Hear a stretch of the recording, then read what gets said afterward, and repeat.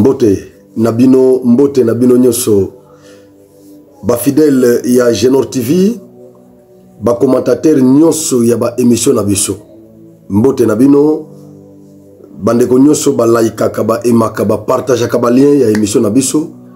Ba kombo ezebele ona mona kanatanga tanga ba kombo. En tout cas, si on a le bic, tanga awa ba kombo Nabino Nyoso vraiment, ça va nous prendre du temps. Le côté de Jonathan Mingité, pour permettre vraiment na pesa bino mbote bino nyoso et na tombe la bino pe mokakosoa ba congolais nyoso mitema malamu bo continuer toujours ko liker ba émission na biso bo continuer toujours ko landa biso bo continuer ko landa na ba oyo pe ba contredisa kabiso. Moi j'ai toujours dit c'est ce qui fait la beauté de la démocratie. Nazala contre na ba contradicteur, donc c'est normal. Démocratie, il faut ba opposant bazala partout.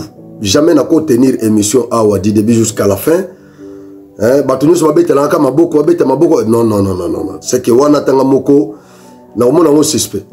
Il faut quand même ba mususu pe ba contredire.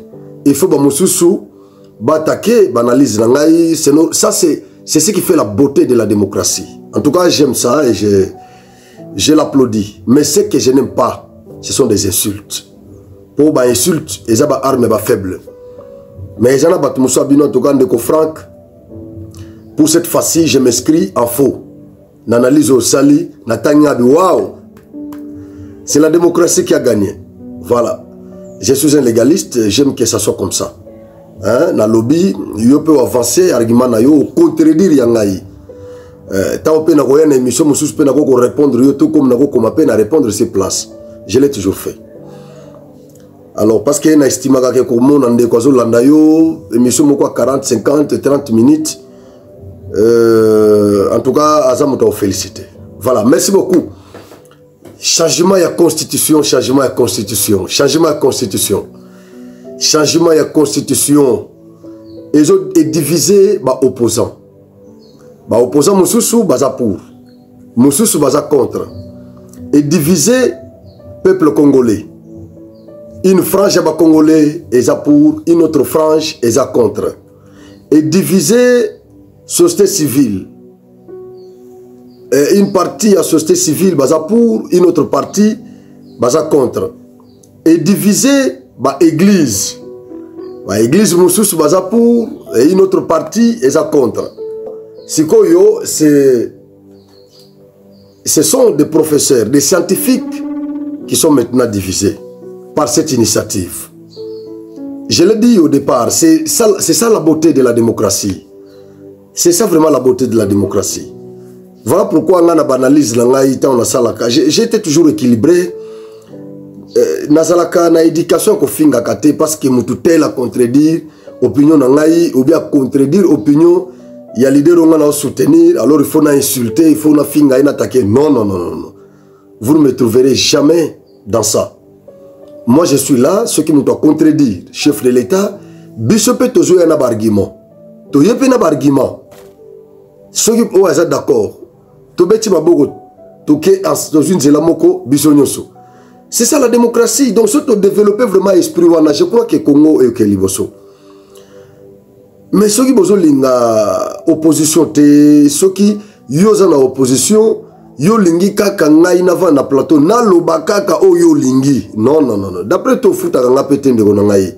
O futa kanga te, o tela nga pe média na téléphone, tende na sala boba émission, o futa la nga pe équipe na ngai après sto na zana ngo ba cameraman na ngai, ba journaliste équipe nyo so na boy. Jamais o futa bango.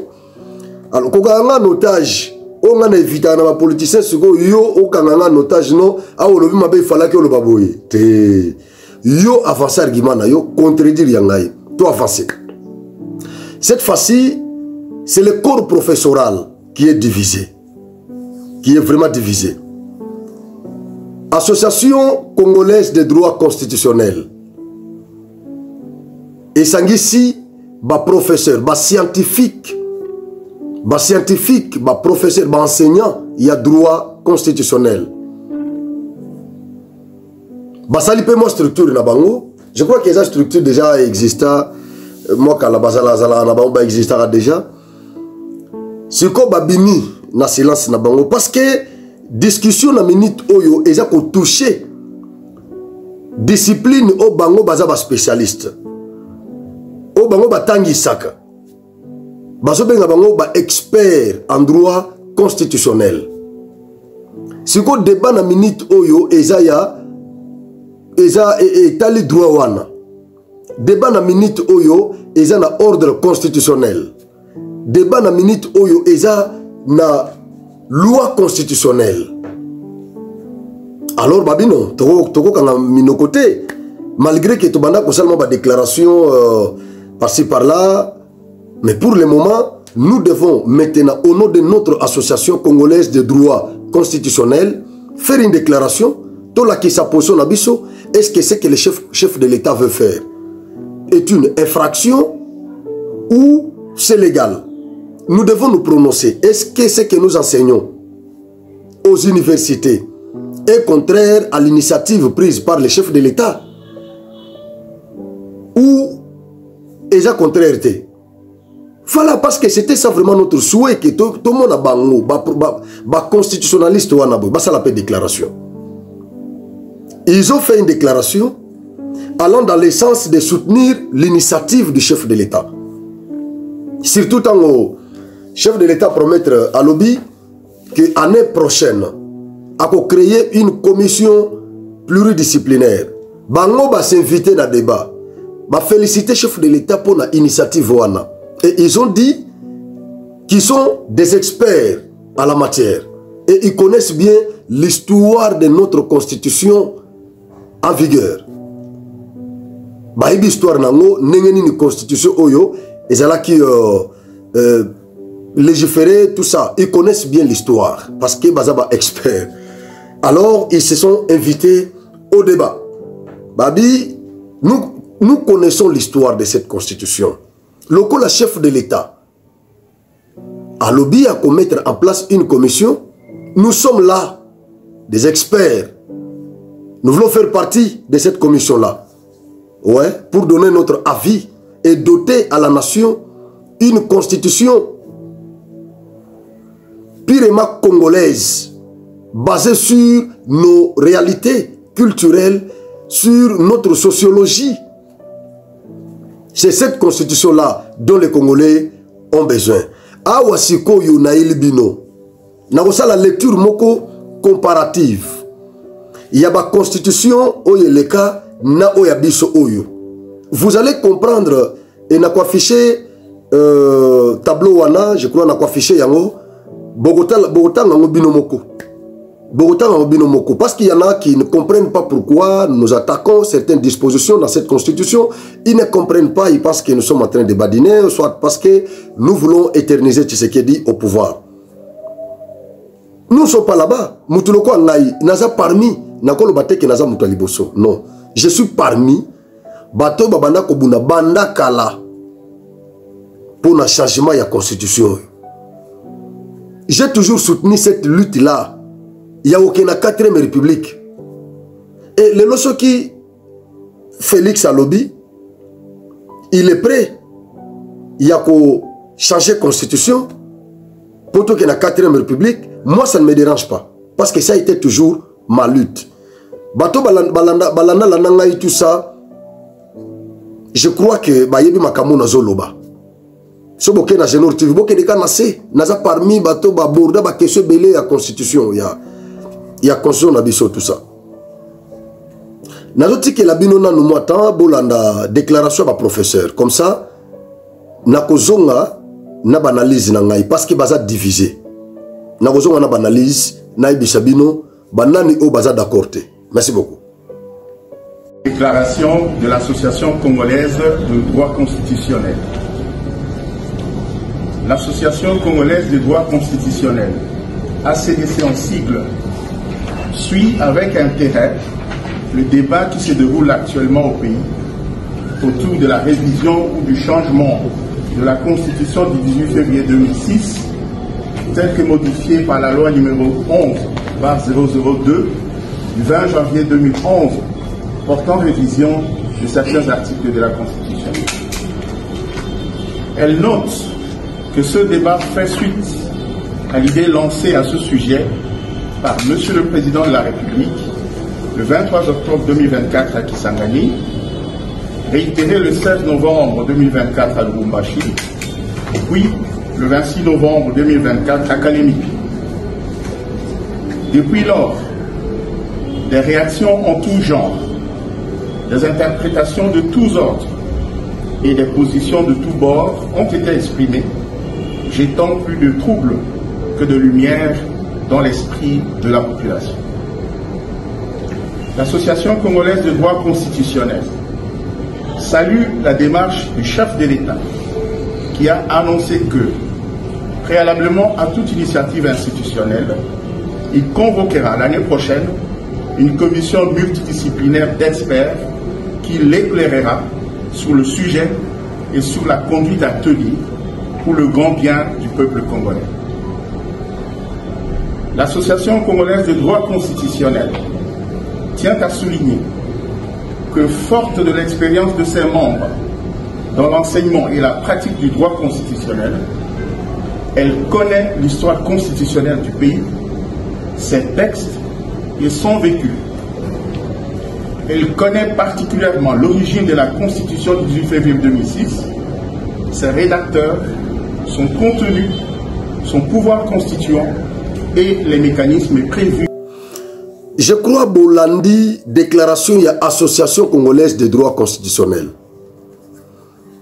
Oyo et Sangisi, les éminents professeurs, Yambo Kanabiso, au Batangi Saka, Naba Université ya Congo, pe ya Libanda. Pe ya Libanda. Président Saba, il y a professeur Bochab, professeur Esambo, Okuto, Kamita, Tamboula, Kina et tout ça. Bochab Koutie Banda Kala, Akoma Koutuna ouvrage entre la révision constitutionnelle et l'inanition de la nation. Ça, c'est le professeur Bochab. Bien qu'à l'époque, le professeur Mbata attaqué livre na tout ça, bengango chiffon, bon, on est à guerre scientifique, guerre scientifique. Attaqué yango tout ça, bah Congolais béré bah mona qui on dirait, alinga qui a pérennisé Kabila na pouvoir. Voilà pourquoi bah attaqué qui ouvrage Johanna, parce que les moments n'étaient pas propices. Mais les lots quand même les Congolais peuvent comprendre. Et les lots ouvrage il y a professeur Bochab Johanna, je crois qu'il cause valeur. Les lots you et cause pena valeur. Oui. Dieudonné Kalouba, les professeurs. Tomoni Pazawana, Wazalaki, président de la Cour constitutionnelle. Et puis, il y a président na Conseil supérieur de la magistrature. Et pourtant, c'est magistrat. Mais la loi qui porte l'organisation et fonctionnement, il y a Conseil supérieur de la magistrature. Loi est lobby qui ne peut gérer ces conseils-là que magistrat de carrière. Et pourtant, le professeur Azaï magistrat. Mais quand même, en tant que président de la Cour constitutionnelle, à gérer Yango. Et lui aussi était là. Moutou Apesabiso arrêt sous le RP 0001. Il y a affaire Matata Pogno, Bukangalonzo. Arrêt Oyo, personnellement, Natakaki très fort. Il n'est pas un technicien professionnel de droit encore. C'est un scientifique, professeur et un avocat de surcroît. Il n'est pas Awana. Balobi baza d'accord. Baza d'accord. Na initiative ya président. Siko yo ezana moko. Oyo a s'inscrit en faux. C'est le professeur avocat Laurent Onyema. Il y a lobby. Aza d'accordé na déclaration. Il y a ma professeur Nyoso na Otukotanga Awa. Obomoni. Laurent Onyemba, il a commis professeur, mais il a un avocat. Il a un avocat, c'est quoi ça professeur? Et il a un membre de l'association Oyo. Mais il y a lobby, malgré que Bakulu Touba est né scientifique, Basali déclaration, il y a lobby à côté qu'elle a attaché, selon Yé, à côté qu'elle a attaché la science. Je ne sais pas en quoi est-ce que déclaration Oyo est violée science. Parce que la révision est prévue. En droit constitutionnel, on enseigne la constitutionnalisation de la Constitution, la reconstitutionnalisation de la Constitution et la déconstitutionnalisation de la Constitution. On a un constitutionnalisme. On enseigne ça. La naissance de la Constitution, le développement de la Constitution et la mort de la Constitution. On enseigne ça. Alors, je ne sais pas à partir de quel moment le professeur va violer la Constitution, va violer le principe de la science. Je ne sais pas à partir de quel moment, je ne sais pas. Parce que les changements, la révision, oui, la révision est constitutionnelle. Même les changements là, parce que Constitution oyo bato ba bota yango eza législateur azawana. Constitution oyo bato ba adopta yango eza peuple ezawana. Constitution oyo muto ya promulga yango eza président. En vertu du principe de continuité de service étatique, nous avons le président de la République. Tshisekedi. Alors, je ne sais pas pourquoi Bandeko Bazo Kanisa que constitution yo est changeable. Est changeable na ningini. Je ne sais pas. Laurent Onyemba Lobby, je ne suis pas partant. Pour lui, nous pouvons comprendre parce que Laurent Onyemba namakambo yope politique et koti na kati. Malgré la science, Bazo tombo la science tout ça. Mais il y a aussi la politique où ils ont influencé les scientifiques na bisoyo. On dit souvent que là où la politique entre par la porte, les droits s'enfouissent par la fenêtre. Tendance politique, ils ont négligé. N'a pas prise de position, il y a des scientifiques na biso. Ils ont négligé. Professeur Sambo, aza conseiller président de la République. Laurent Onyemba, avocat ya ensemble. Yemogope aza cadre ya ensemble. Donc conseiller, il y a Moïse Katumbi, en matière de droit, aza kaka, bien que je ne sais pas ce qui est officiellement Zalaka. Mais en tant qu'avocat, parce que nous sommes ensemble, kangaka, yeka muto akenda kosambe la bango. Na moni photo, mon photo ne singa, mais na corroboré à propos, il y a Moutou à sali photo. Bien que Naza d'accord, Laurent c'est un bon avocat. En dehors de tout ça, mais Laurent c'est un bon avocat. Il est parmi les meilleurs quand même de la République. Comme une musée, je pense que c'est pourquoi moi j'ai toujours dit Naza équilibré.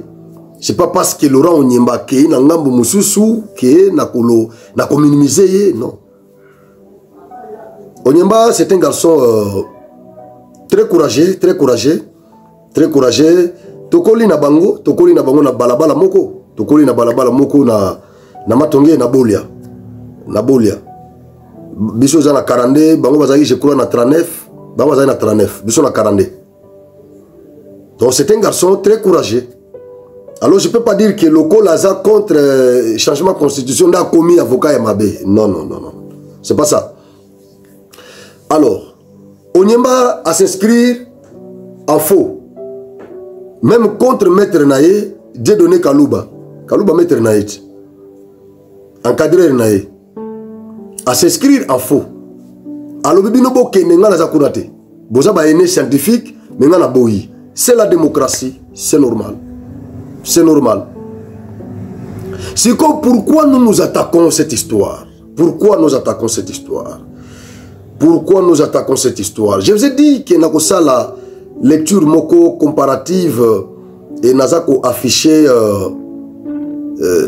les bino tableau oyo na écran comme ça tout en abisso nyonso. Tout en abisso nyonso. Tozana na constitution ya Zaïre oyo musée akutaka. O Joseph Kabila bakutaka oyo ezaki en vigueur. Constitution wana o Mobutu atikela biso. Article 3 ya constitution le biboy.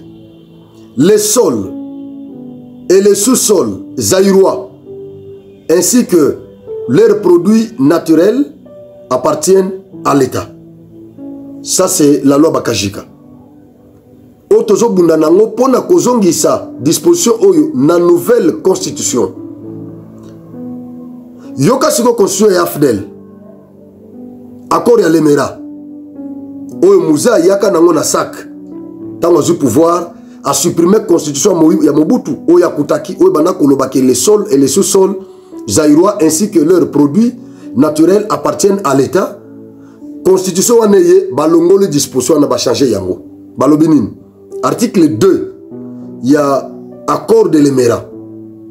Les sols et les sous-sols congolais appartiennent à l'Alliance. Alliance yakina musewan AFDEL. AFDEL. Alliance wana ba Burundi, ba Ougandais, ba Rwandais. Nde basalaki alliance wana. Bazui eloko bazui accord à l'Emera wana loko la constitution musa yakina ba pesiye. Azo bunda aza déjà na loi wana le pouvoir, la première des choses, au supprimer la constitution Mobutu. Comme ça, aux yeux, ok nango. Les sols, article 2 nango, les sols et les sous-sols congolais appartiennent à l'Alliance. Mais sous-sol nabiso, ndeza na minérite. Si on les a kabitumba na est, il y a un monde bandeko na bazotika est té. Appartiennent à l'Alliance. Donc, les sols et les sous-sols n'appartiennent pas à l'État congolais ni aux Congolais, mais les sols et les sous-sols appartiennent à l'Alliance. Alliance Yabanan, Rwanda, Burundi et Ouganda. Bazu Mouzé Sko Bachel kwa marionnette na bango. Mouzé pelo kwa zaï besoin na pouvoir, babenga na Mobutu. Andimi na ye, aye ne lo kone wana. Tant on a changé les bango face, nde babomaye. Si qu'on a constitution, tout ça nango na article 9. Constitution en vigueur. Bameki ko équilibré na Seine-City.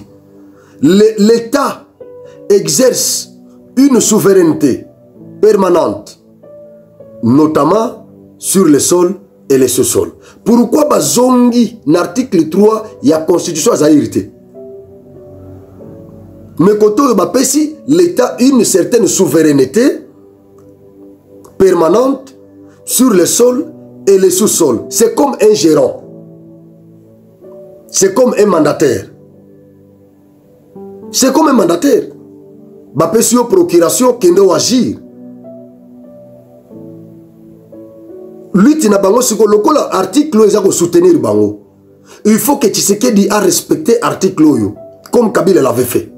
Parce que Kabila n'a pas de constitution. Kabila lobby que c'est ailleurs. Kabila lobby clairement que c'est ma constitution. Ayebi article très bien. Aoumela qui n'a pouvoir, Bataka qui était parce que Azaki censé respecter scrupuleusement l'article Nyon sur Banako favoriser alliance. Bapesi biso une certaine souveraineté sur les sols et les sous-sols congolais. Toujours exercer yango, toujours exercer souveraineté.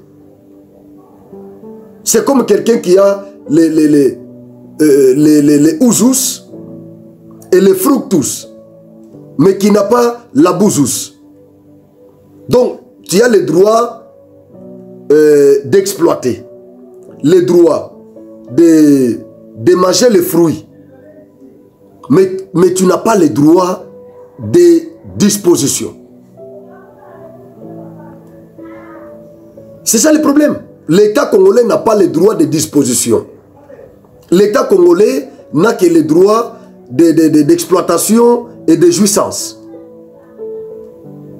Mais il ne peut pas disposer de ses territoires, son propre territoire. Parce qu'il n'exerce qu'une souveraineté permanente en tant que mandataire.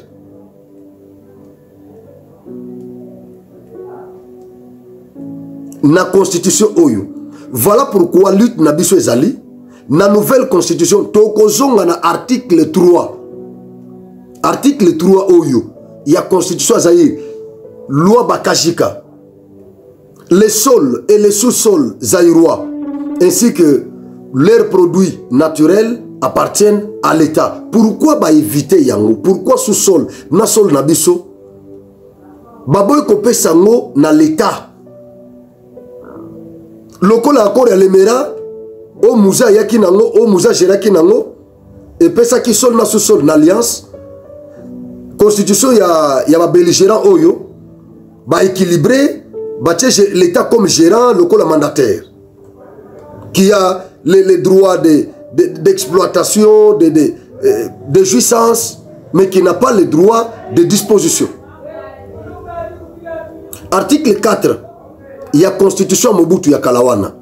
Nul ne peut porter atteinte à l'intégrité du territoire. Musée n'alliance bakuta disposition na kati ya constitution. Nul ne peut porter atteinte à l'intégrité du territoire. Donc nous sommes bandeko na bazo sala ezaki territoire congolais à la protéger. Balwa nyonso bango bako kozwa. Tout ce que Rwanda a soutenu au Congo ici, ezaki na sens ya ko exposer territoire congolais, sol et les sous-sols congolais. Nul ne peut porter atteinte à l'intégrité du territoire. Voilà. La constitution l'a protégé notre territoire. Siko yoka akora lemera. Article 4P, il y a même constitution. Donc, bazui, constitution na biso akala, balongoli, disposition à constitution wana, prévision, il y a constitution balongoli yango. Bagarde kaka même article, mais bazongi ici, prévision mususu. Prêchant le panafricanisme. Panafricanisme pas na biso. Mais pourquoi na ba constitution na bango ezate? Prêchant le panafricanisme, l'Alliance s'engage à céder 300 km aux frontières congolaises à l'intérieur du pays pour sécuriser ses voisins ougandais, rwandais et burundais contre l'insurrection rebelle. Constitution Mouza et Kinango. Prêchant le panafricanisme, qui s'engage ici? L'État congolais? Non. Gouvernement congolais? Non. Peuple congolais? Non. Mais qui s'engage? L'Alliance. Donc l'AFDEL, Yamouzé. Alliance Wanezaki, Rwanda, Burundi, Ouganda. C'est l'Alliance qui s'engage ici à céder. Donc c'est l'Alliance qui décide sur notre territoire de céder 300 km aux frontières congolaises à l'intérieur du pays pour sécuriser ses voisins ses voisins ougandais, rwandais et burundais contre l'insurrection rebelle. Mais pourquoi ne pas sécuriser aussi leurs voisins congolais? Pourquoi? Si vous avez un article 217, Oyo Ezolo Bisabatu, il y a constitution Tozanango, la constitution en vigueur, va équilibrer les sous. La RDC peut conclure des traités ou des accords d'association ou de communauté comportant un abandon partiel de souveraineté en vue de promouvoir l'unité africaine. Kuna l'article 4 il y a accord à l'Émirat, prêchant le panafricanisme à Balobi en vue de promouvoir l'unité africaine. Panafricanisme, promotion du panafricanisme, de l'unité africaine, promotion nango et zande RDC na kosala yango. Mais ba pays mususu wana bakosala ngote. RDC ndakoki ko promouvoir panafricanisme na constitution na ye na ba loi na ye. RDC ndakoki ko promouvoir unité africaine. Si réellement que ba pays wana nyoso bazape na obligation ko promouvoir panafricanisme ndenge Kwame Nkrumah, ndenge Patrice Emery Lumumba, ndenge Barthélemy Bonganga, ndenge Sédar Senghor, ndenge batu nyonso wana basalaki promotion ya panafricanisme. L'Afrique doit mourir ou doit s'unir. Sédar Senghor. Neba Bunda qui peut supprimer toutes les limites au ba imposa Kibiso na conférence à Berlin. Juste pour na ba intérêt na bango pour na ko éviter ba conflit pour na bango ba imposa biso ba limite ou ba frontière. Mais lui ti batata na biso na zaki a ko supprimer yango. C'est comme ça que Sédar Senghor a lobby à Loba, l'Afrique doit mourir ou doit s'unir. Est-ce que les lobes dirigeants tous na bango lelo? Ils pensent à ça. Alors c'est la RDC qui a la charge de promouvoir l'unité africaine et le panafricanisme. Voilà pourquoi nous voulons aussi protéger notre territoire. Nous voulons protéger notre territoire. Constitution Yamouze, article 7.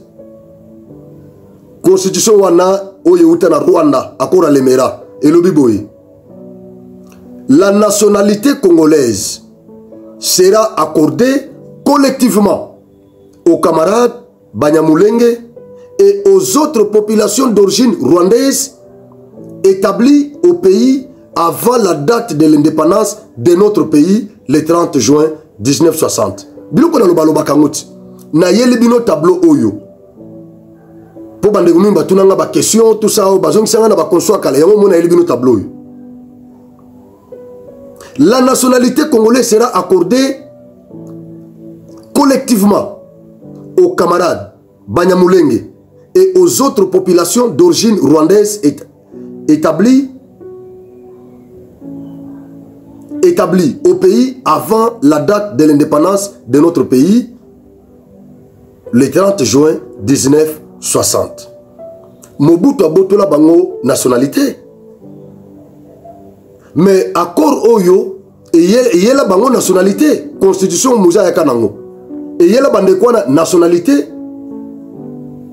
Barwande wana bazaki na droit cause nationalité congolaise, ba comme ba congolais d'origine. Banyamulenge, bazongi c'est la bango nationalité.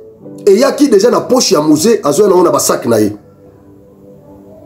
Après, tango baké siko ba Joseph Kabila baké na Saint City, article 10 ya constitution na biso toza nango et lobby est congolais d'origine toute personne appartenant aux groupes ethniques dont les personnes et les territoires constituaient ce qui est devenu la RDC à l'indépendance.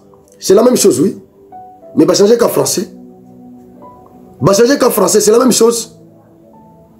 La nationalité congolaise sera accordée collectivement aux camarades Banyamulenge et aux autres populations d'origine rwandaise établies au pays avant la date de l'indépendance de notre pays, le 30 juin 1960. C'est la même chose, mais français d'échanger.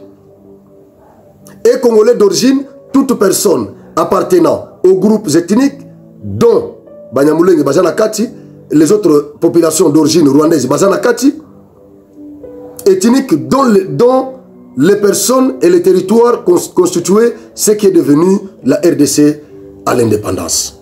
Ce que vous avez différence entre constitution Tozanango na accord à l'Emera au Mouza Yakanango.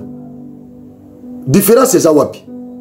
Et quand nous voulons changer cette histoire, vous ne voulez pas. Mais Patrick Bisso en français, et pourtant nous avons beaucoup d'intellectuels ici, docteur 1, nous avons des intellectuels au Congo. Nous avons beaucoup d'intellectuels dans ces pays. Il y en a beaucoup. Mais ils ne comprennent pas. Français, on est balongoli, bombika comme même esprit. Mais phrase n'est pas phrase échangée. Mais l'esprit, la constitution, notre constitution ici, a l'esprit étranger. Quand on fait le bail que cette constitution est étrangère. Nazong na sala qui mission na expliquer qui bataka qui est non bisonne to sala qui yango biso to zaki wana tango ba légiférer qui tout ça na expliquer qui na lobby que constitution en tant qu'une loi et ça na deux parties et ça na partie matérielle na partie spirituelle matériel n'est congolais mais esprit et ça étranger donc nazo na ba émission na nazo mat sabino na dimension nazo na lobby lokolelo tu vas comprendre que na kena sala recherche na ele susu tomati. Notre constitution a deux parties, matérielle et spirituelle. La partie matérielle, elle est congolaise. parce que a commis la constitution de la République démocratique du Congo. Na préambule balobi nous peuple congolais. Congo est kuna batangi tanga plusieurs fois. Donc les matériels est congolais. Ils ont rédigé na Congo. Mais l'esprit de cette constitution et yana musée na sac ya musée na biso. Animé l'esprit à kobenga na Mobutu pour na dictature. Mais entre temps ba piéger yé aya na sac na bagage na yé aya la biso esprit ya constitution du 18 février 2006 tel que modifié complété en 2011. La constitution en vigueur en RDC. Moli monango euta na lemera na koro na lemera. Et c'est étranger. Ba Congolais to fongola miso. Merci beaucoup.